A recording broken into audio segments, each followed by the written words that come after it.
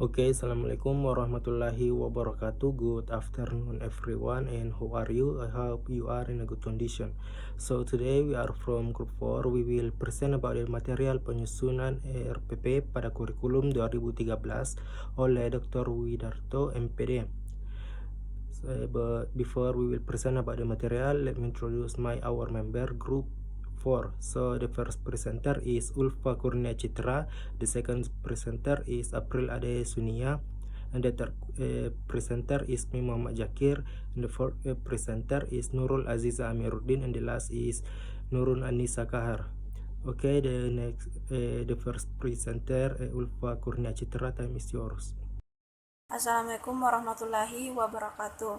Terima kasih atas kesempatan yang telah diberikan kepada saya. Nama saya Ulfa Kurnia Citra, English Education C Class. Di sini saya akan menjelaskan bagian pertama pada materi penyusunan RPP pada kurikulum 2013.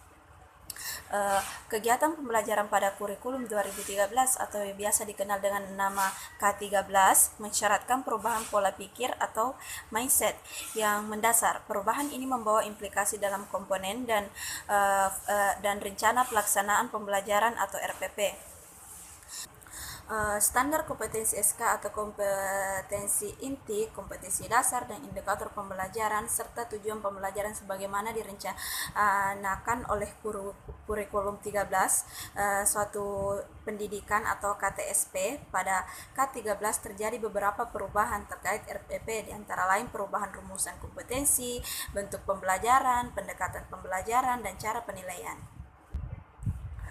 Secara rinci, cakupan perubahan RPP yang dimuat pada K13 meliputi beberapa hal. Pertama, perubahan rumusan kompetensi pada K13, yakni perubahan kemampuan yang diharapkan dari peserta didik.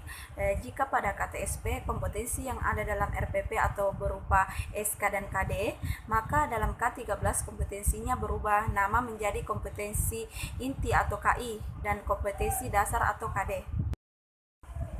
Kedua, K13 juga merubah bentuk pembelajaran. K13 untuk jenjang sekolah dasar menginginkan semua mata pembelajaran melebur menjadi satu tema dengan inilah pembelajaran tematik. Hal ini membawa konsekuensi pada perubahan bentuk RPP. Jika RPP sebelumnya disusun per mata pelajaran, kini RPP harus disusun per tema. Ketiga, perubahan pendekatan pembelajaran juga terjadi pada 13. Jika pada kurikulum sebelumnya guru tidak ditentukan harus menggunakan suatu pendekatan tertentu, pada K13 diharuskan menggunakan pendekatan saintifik.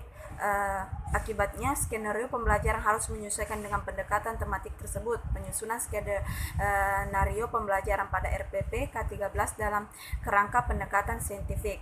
Dan yang terakhir, sistem penilaian pada K13 menggunakan sistem baru yang dikenal dengan sistem penilaian autentik.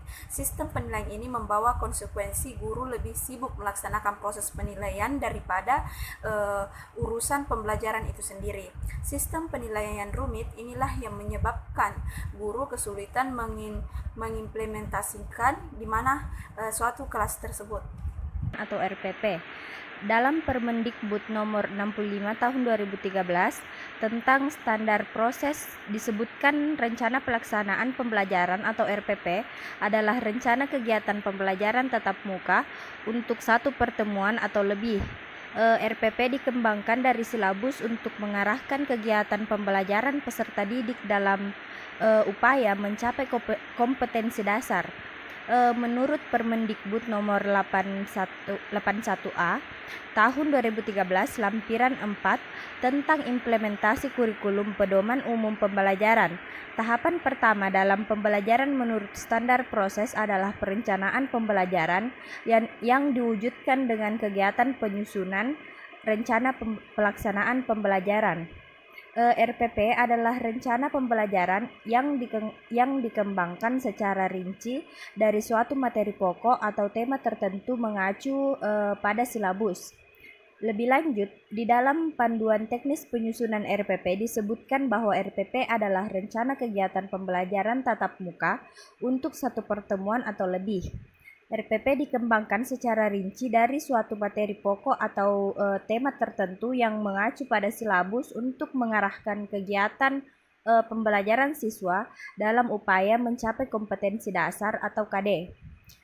Setiap pendidik pada satuan pendidikan berkewajiban menyusun RPP secara lengkap dan sistematis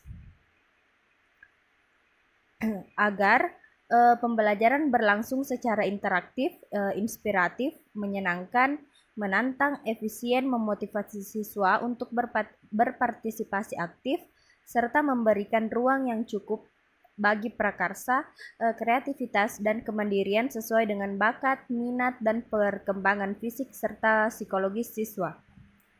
RPP disusun berdasarkan KD atau subtema dan dilaksanakan dalam satu kali pertemuan atau lebih. Pengembangan RPP dapat dilakukan pada setiap awal semester atau awal tahun pelajaran dengan maksud agar RPP telah tersedia terlebih dahulu sebelum pembelajaran dimulai. Pengembangan RPP dapat dilakukan oleh guru secara individu maupun berkelompok dan dalam musyawarah guru mata pelajaran atau MGMP di suatu kawasan dengan di bawah koordinasi dan supervisi oleh pengawas atau dinas pendidikan. Kerangka acuan pengembangan RPP adalah sebagai berikut. Yang pertama, RPP dijabarkan pada satuan pendidikan berkewajiban menyusun RPP dijabarkan dari silabus untuk mengarahkan kegiatan belajar peserta didik dalam upaya mencapai kompetensi dasar. Yang kedua, setiap guru pada satuan pendidikan berkewajiban menyusun RPP secara lengkap dan sistematis. Yang ketiga, RPP disusun untuk setiap kompetensi dasar yang dapat dilaksanakan dalam satu kali pertemuan atau lebih. Yang keempat, guru merancang penggalan RPP untuk setiap pertemuan yang disesuaikan dengan penjadwalan di satuan pendidikan. Saya rasa cukup dari saya. Terima kasih. Wassalamualaikum warahmatullahi wabarakatuh. Okay, next is prinsip-prinsip pengembangan RPP. Pengembangan RPP mengikuti prinsip-prinsip sebagai berikut. Yang pertama yaitu RPP merupakan terjemahan dari ide kurikulum yang berdasarkan silabus yang telah dikembangkan pada tingkat nasional ke dalam bentuk rancangan proses pembelajaran untuk dilaksanakan dalam pembelajaran. Yang kedua yaitu RPP dikembangkan sesuai dengan yang dinyatakan dalam silabus dengan kondisi pada satuan pendidikan baik kemampuan awal peserta didik, motivasi belajar, bakat, potensi dan kemampuan emosi maupun gaya belajar. Yang ketiga yaitu RPP mendorong partisipasi aktif peserta didik. Yang keempat yaitu RPP sesuai dengan tujuan kurikulum 2013 untuk menghasilkan peserta didik yang mandiri dan tak berhenti belajar. Yang kelima yaitu RPP mengembangkan budaya membaca dan menulis. Yang keenam yaitu proses pembelajaran dalam RPP dirancang untuk mengembangkan kegemaran membaca, pemahaman beragam bacaan dan berekspresi dalam bentuk tulisan. Yang ketujuh yaitu RPP membuat rancangan program pemberian umpan balik positif, pengaturan, pengayaan, teori dan umpan balik. Yang kedelapan yaitu RPP disusun dengan memperhatikan keterkaitan dan keterpaduan antara KI dan KD, materi pembelajaran, kegiatan pembelajaran, penilaian dan sumber belajar dalam suatu keutuhan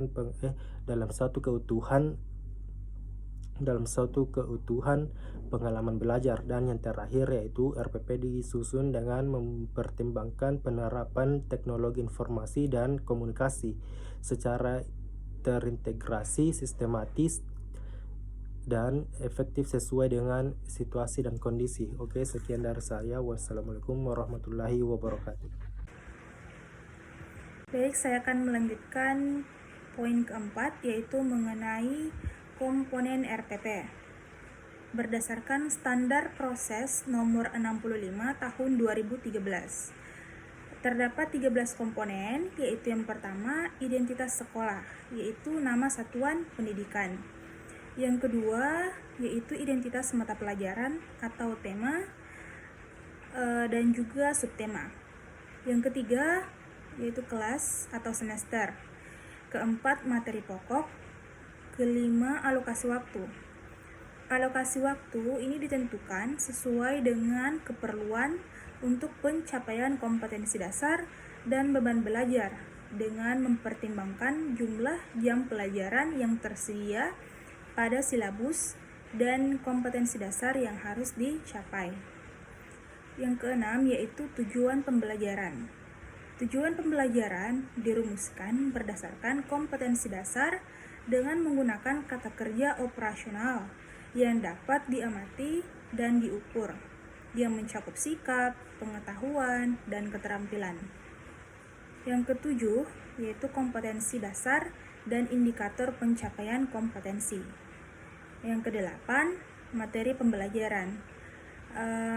Di sini materi pembelajarannya yang memuat fakta, konsep, prinsip, dan prosedur yang relevan dan ditulis dalam bentuk butir-butir sesuai dengan rumusan indikator ketercapaian kompetensi. Kesembilan yaitu metode pembelajaran. Digunakan oleh tenaga pendidik untuk mewujudkan suasana belajar dan proses pembelajaran agar peserta didik mencapai kompetensi dasar yang disesuaikan dengan karakteristik peserta didik dan kompetensi dasar yang akan dicapai. Yang ke-10 yaitu media pembelajaran. Media pembelajaran berupa alat bantu proses pembelajaran untuk menyampaikan materi pelajaran. Ke-11 yaitu sumber belajar. Dapat berupa buku, media cetak dan elektronik, alam sekitar, atau sumber belajar lainnya yang relevan. Ke-12, langkah-langkah pembelajaran. Langkah-langkah pembelajaran dilakukan melalui tahapan pendahuluan, inti, dan penutup. Kemudian yang terakhir yaitu penilaian hasil pembelajaran. Baik, itulah dari saya. Sekian, wassalamualaikum warahmatullahi wabarakatuh. Assalamualaikum warahmatullahi wabarakatuh. First of all, I would say thank you to the moderator for the chance that was given to me. Me, Nurun Anissa, as the fourth speaker, would explain the part E. This is about langkah penyusunan RPP. Jadi, langkah penyusunan RPP ini meliputi 3 tahapan utama. Yang pertama adalah kegiatan pendahuluan, yang kedua adalah kegiatan inti, dan yang ketiga adalah kegiatan penutup. Di kegiatan pendahuluan tersendiri itu mencakup 4 poin penting.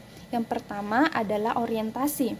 Orientasi ini meliputi bagaimana cara guru agar dapat memusatkan perhatian siswa atau peserta didik pada materi yang akan diajarkan. Ini bisa dilakukan dengan berbagai cara, seperti dengan menunjukkan benda yang menarik, memberikan ilustrasi, membaca berita di surat kabar, menampilkan slide animasi, fenomena alam atau fenomena sosial dan lain sebagainya. Lalu yang kedua adalah tahap apersepsi. Di tahap apersepsi ini adalah tahapan di mana guru memberikan pandangan awal atau persepsi awal terhadap materi yang akan diajarkan kepada siswa. Lalu yang ketiga adalah motivasi. Motivasi dalam bahasa Inggris sendiri, it's defined as the process of stimulating people to actions to accomplish the goal. Proses bagaimana peserta didik itu agar dapat mencapai tujuan dari pembelajaran yang ingin dicapai. Nah, di tahap motivasi ini, guru bisa memberikan gambaran mengenai manfaat yang akan didapatkan dari proses pembelajaran yang akan dilakukan kepada peserta didik. Lalu yang keempat adalah pemberian acuan. Nah, di tahapan pemberian acuan ini ada beberapa hal penting yang harus diperhatikan. Yang pertama, acuannya dapat berupa penjelasan mengenai materi pokok dan uraian materi pelajaran secara garis besar. Kedua adalah pembagian kelompok belajar. Dan yang ketiga adalah penjelasan mekanisme pelaksanaan pengalaman belajar yang sesuai dengan langkah-langkah pembelajaran yang akan dilakukan. Memasuki tahap kedua, yakni tahap kegiatan inti, mencakup 3 poin utama.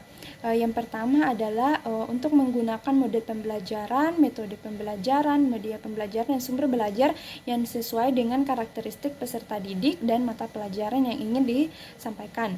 Yang kedua adalah menggunakan pendekatan tematik atau tematik terpadu, atau juga scientific atau inquiry, dan juga atau penyingkapan atau discovery, dan juga bisa dengan pembelajaran yang menghasilkan karya berbasis pemecahan masalah, atau dalam bahasa Inggris lebih sering kita kenal dengan project based learning, yang tentunya juga disesuaikan dengan karakteristik kompetensi dan jenjang pendidikan dari siswa itu sendiri.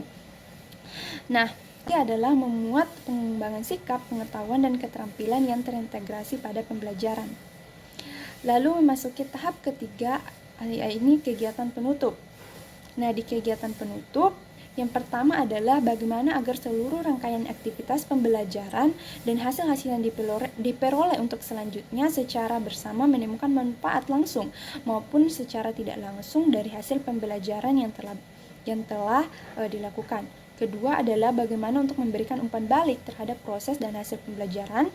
Ketiga adalah melakukan kegiatan tindak lanjut dalam bentuk pemberian tugas baik individual maupun kelompok. Dan yang terakhir adalah menginformasikan rencana kegiatan pembelajaran untuk pertemuan berikutnya. Berlanjut ke bagian selanjutnya atau bagian F adalah contoh format RPP. Nah, pada layar teman-temanku sekalian bisa melihat beberapa poin informasi yang harus disertakan di dalam pembuatan RPP mengikuti format yang sudah ada. Di antaranya adalah berisi informasi mengenai satuan pendidikan, kelas atau semester, mata pelajaran, topik, pertemuan keberapa, dan juga alokasi waktu. Nah, untuk alokasi waktunya ini itu berbeda-beda tergantung dengan jenjang pendidikannya. Jadi berbeda antara SD atau MI, antara TK juga ada, dan untuk jenjang-jenjang yang lebih tinggi di atasnya. Lalu ada kompetensi dasar. Kompetensi dasar ini umumnya kita salin melalui silabus yang telah ada atau silabus yang telah ditetapkan oleh pemerintah dan penyelenggara pendidikan. Lalu ada indikator pencapaian kompetensi. Ini dibuat mengikuti kompetensi dasar yang telah ada dan tujuan pembelajaran, juga mata pelajaran, metode pembelajaran, kegiatan pembelajaran, juga alat dan sumber pembelajaran, dan penilaian belajar atau penilaian proses dan hasil belajar. Baik, saya rasa cukup. Terima kasih atas perhatiannya. Saya kembalikan ke moderator. Oke, sekian dari kelompok kami. Lebih dan kurangnya mohon dimaafkan. Wassalamualaikum warahmatullahi wabarakatuh.